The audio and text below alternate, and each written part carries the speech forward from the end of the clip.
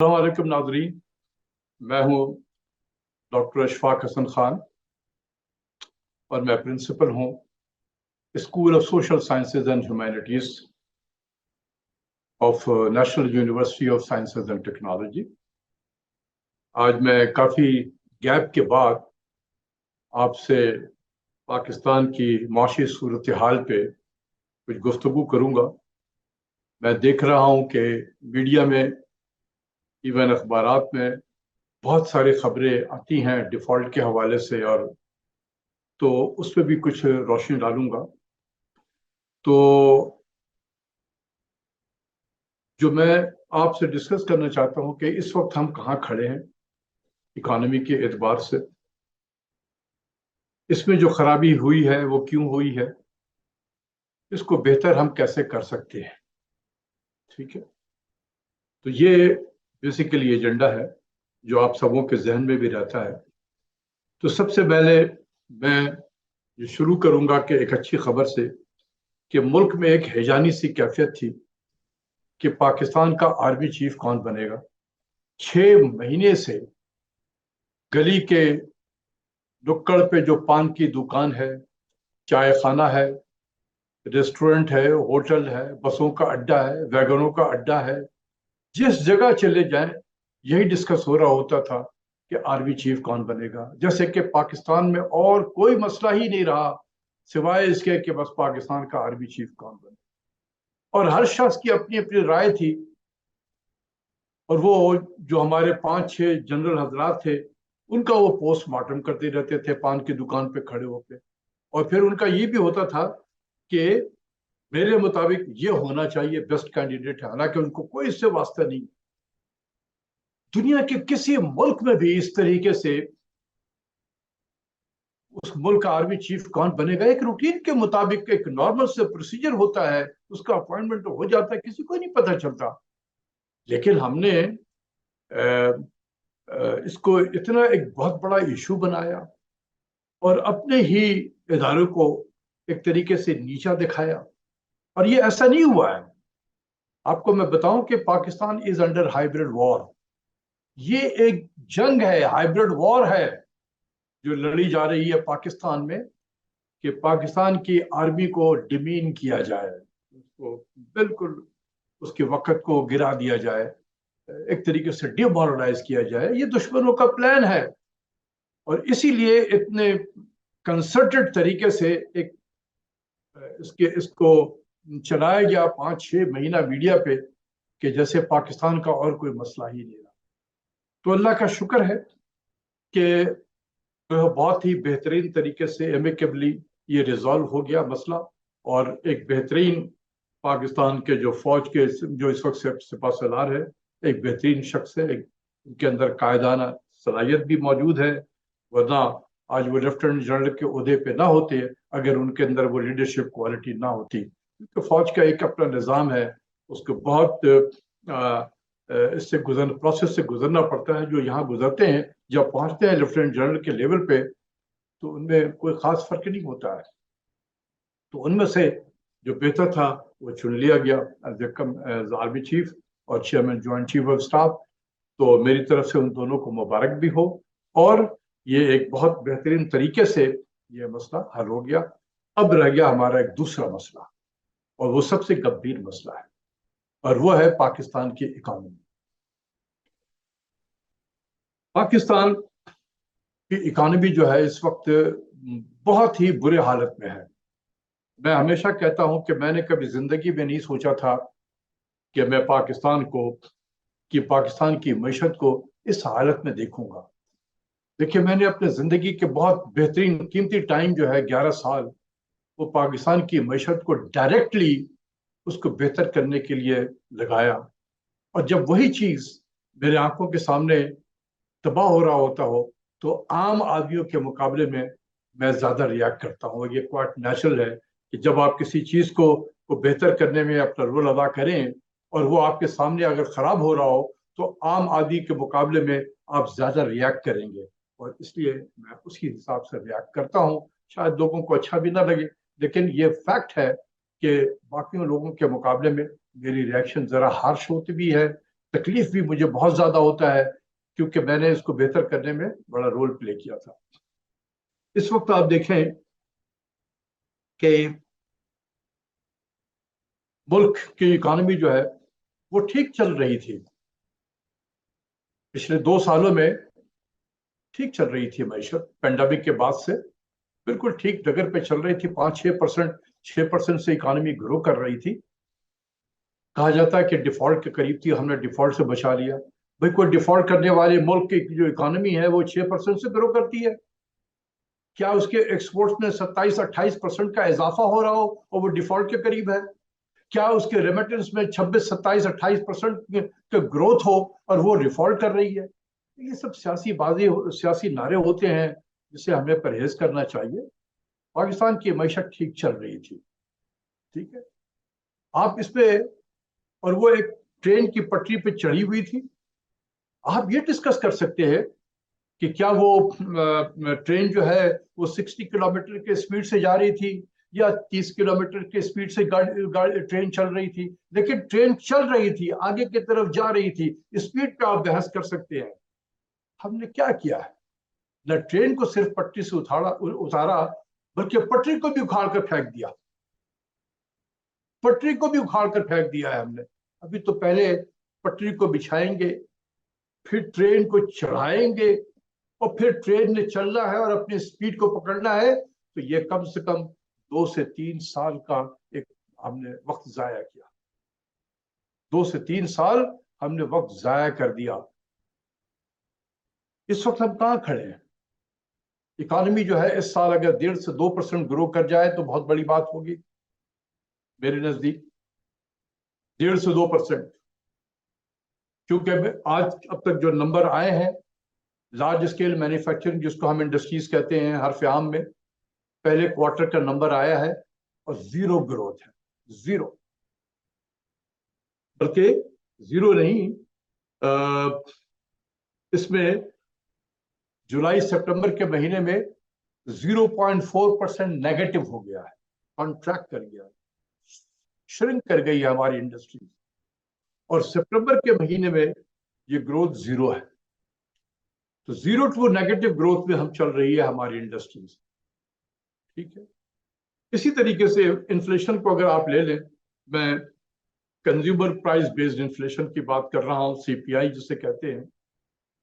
अक्टूबर के महीने का जो नंबर आया है वो कोई 26-27% इन्फ्लेशन है, 26.6% टू बी एग्जैक्ट। और ये मैं देख रहा हूं कि जून के बाद से ये हाई डबल डिजिट पे है। अगर जून से लेकर अक्टूबर को मैं इसका एवरेज ले लूं तो ये तकरीबन 25% इन्फ्लेशन है हमारा, 25%। आप देखें कि क्या लोगों की आमदनी बढ़ी है 25%? जून जून से लेकर अक्टूबर के मुकाबले में क्या हमारी आमदनी में कोई 25% का इजाफा हुआ है? The answer is no.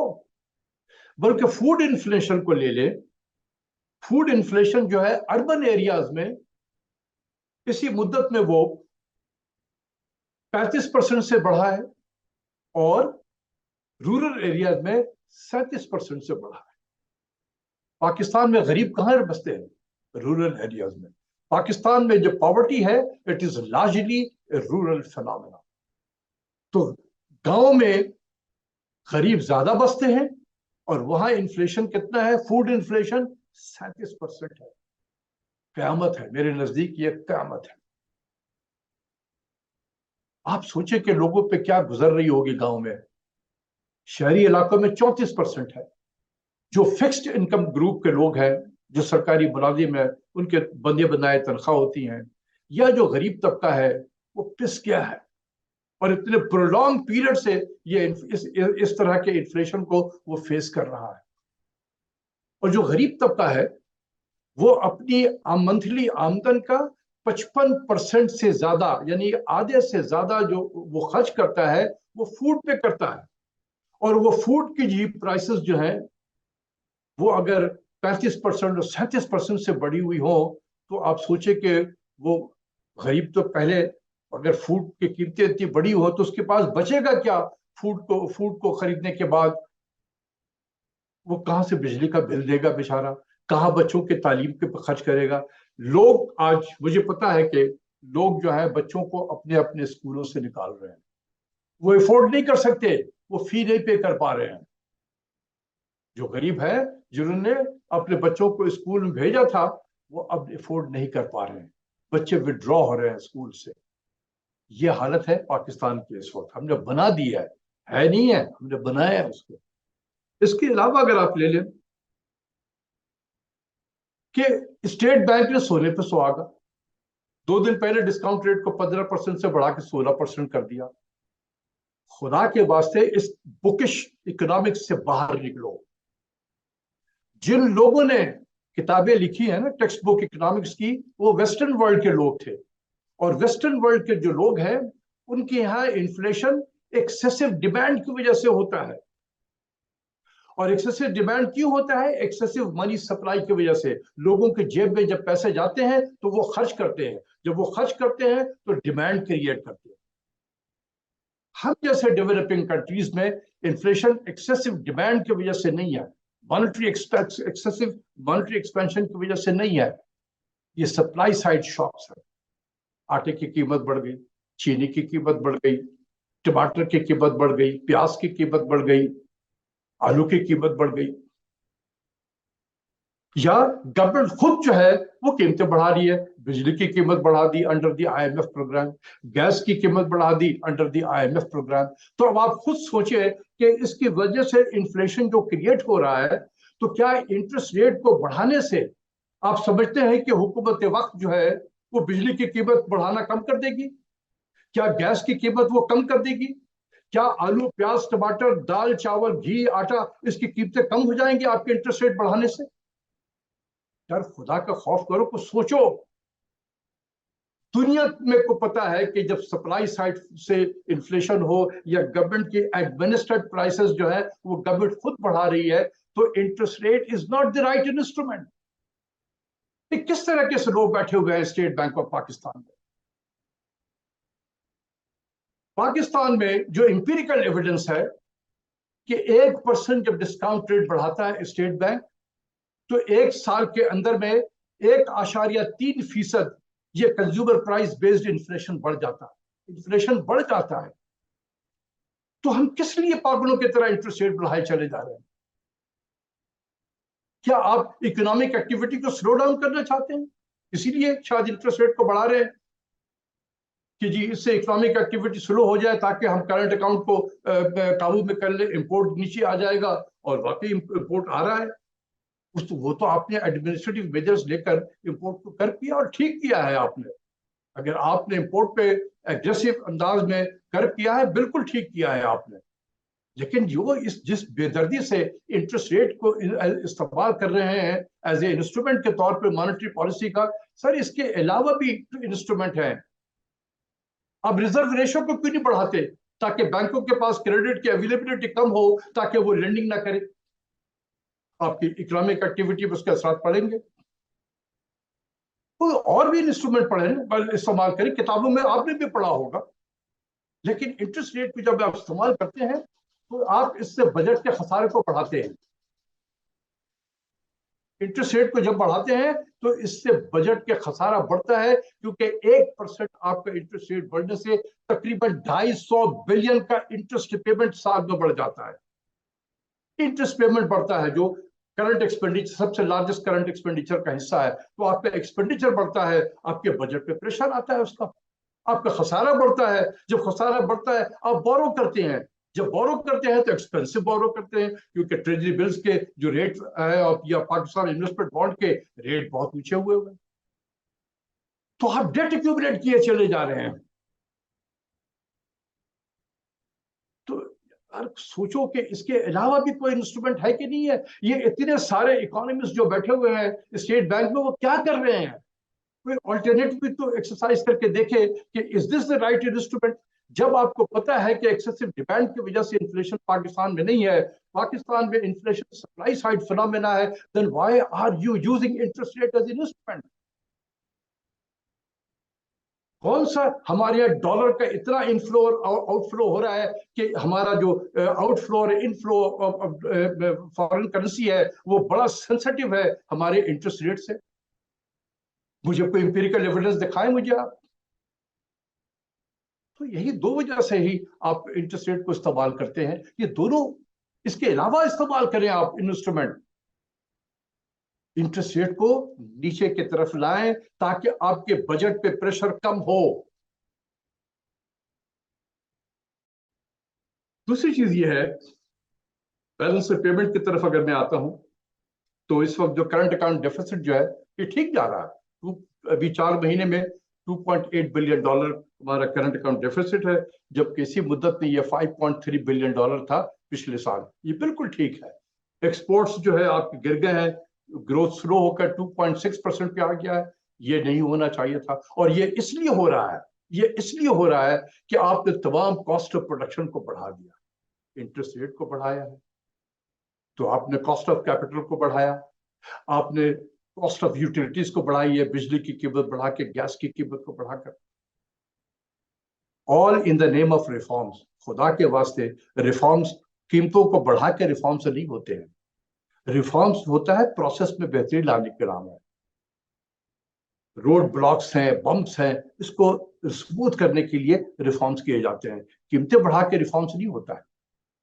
लेकिन हम बस एक ही काम करते हैं, कीमतें बढ़ाओ। तो हमने तमाम कॉस्ट ऑफ कैपिटल बढ़ाया, हमने कॉस्ट ऑफ यूटिलिटीज बढ़ा दी। Our industries are becoming non competitive international market. तो जब ये एक्सपोर्ट जो है जहां 26-27% से पिछले साल ग्रो किया, आज ये 2.6% पे आ गया। इंपोर्ट आपने कर्व किया, बहुत अच्छा किया।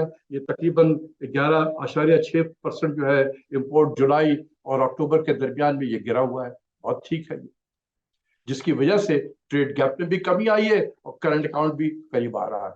लेकिन इस पॉलिसी को रिव्यू करें, इंटरेस्ट रेट की पॉलिसी को। This is not the right instrument. बहस करना है तो आके कर लो मुझसे यार, अपने भेज दो स्टेट बैंक से लोगों के मेरे पास, मैं उनसे बहस के भी कर लेता हूँ, उनको बताता भी हूँ, उनको इंपेरिकल एविडेंस भी देता हूँ।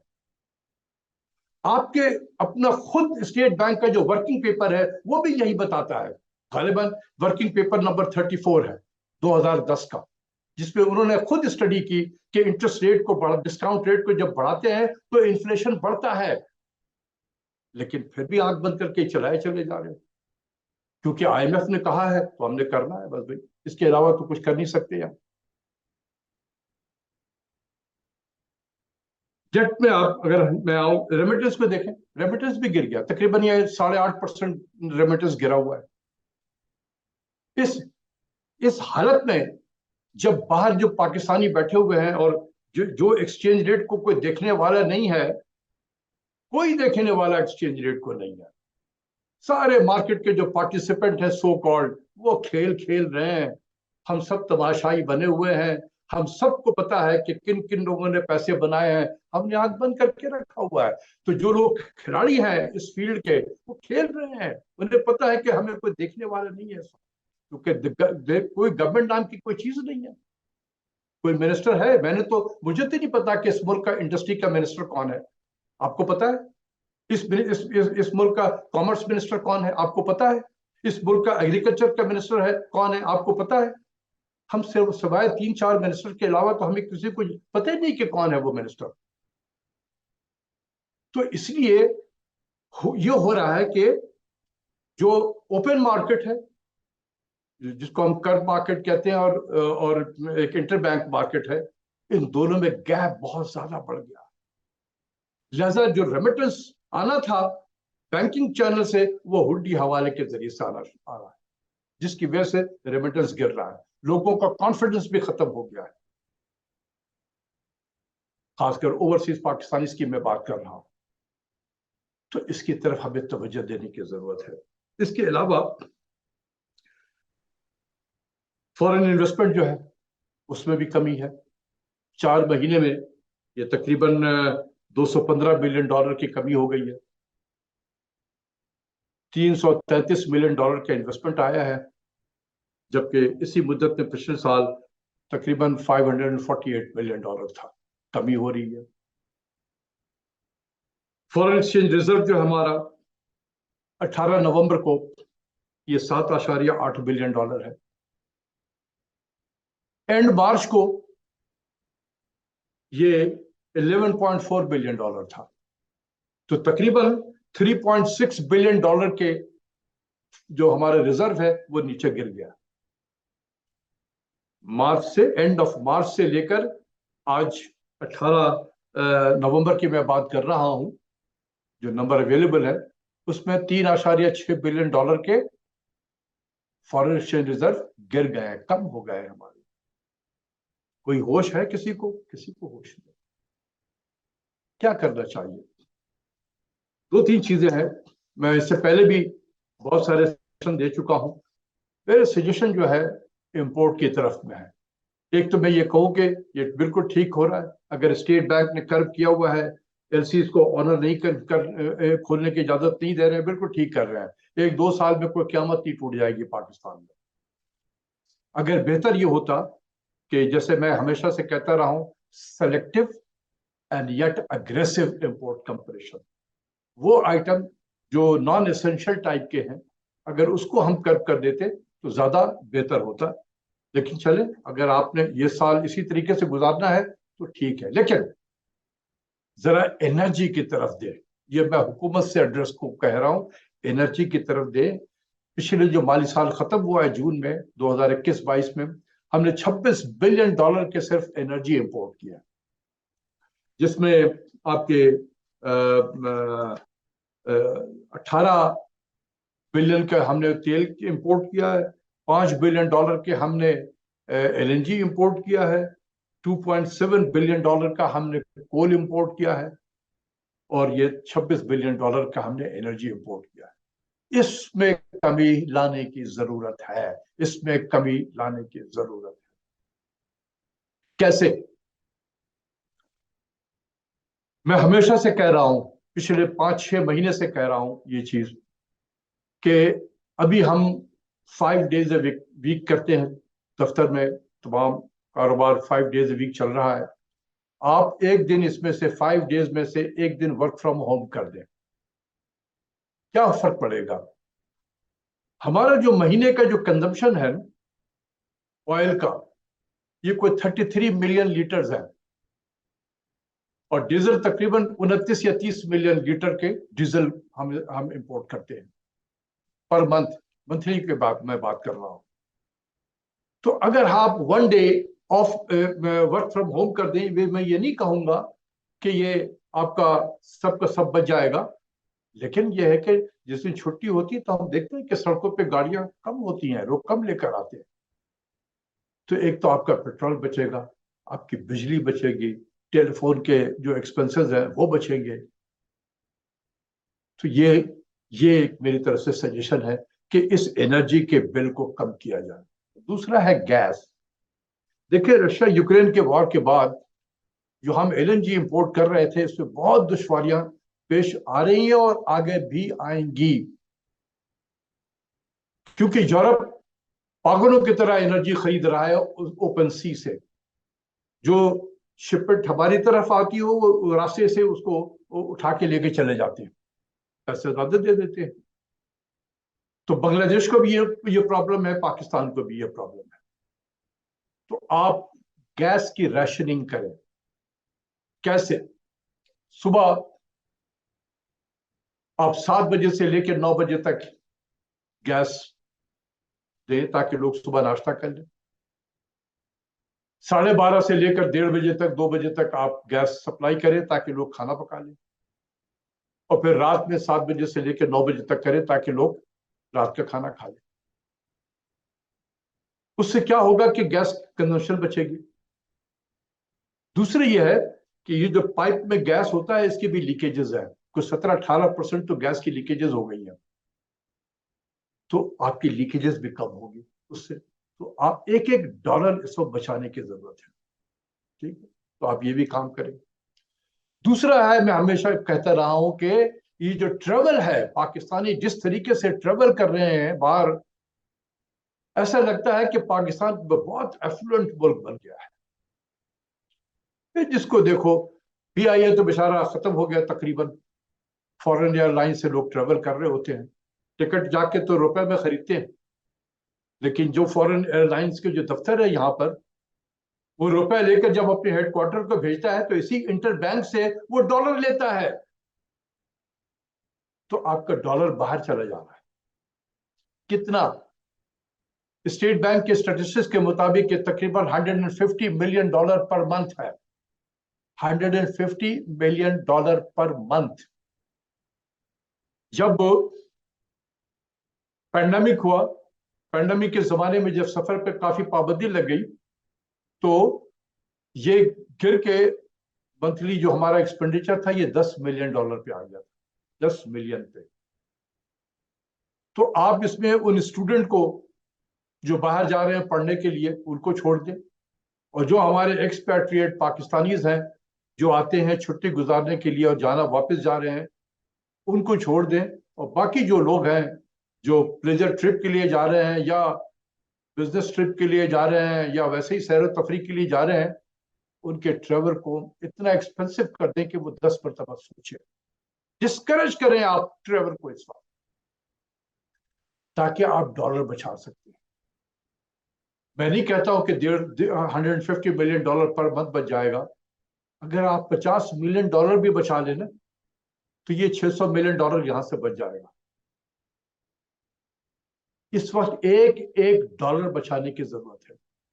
फिर हमारे वज़रा हजरात और इंक्लूडिंग द प्राइम मिनिस्टर छोटे छोटे से मीटिंग में, कॉन्फ्रेंस में चले गए मुल्क से बाहर, और जब जाते हैं तो प्लेन भर के लेकर जाते हैं। परहेज करें,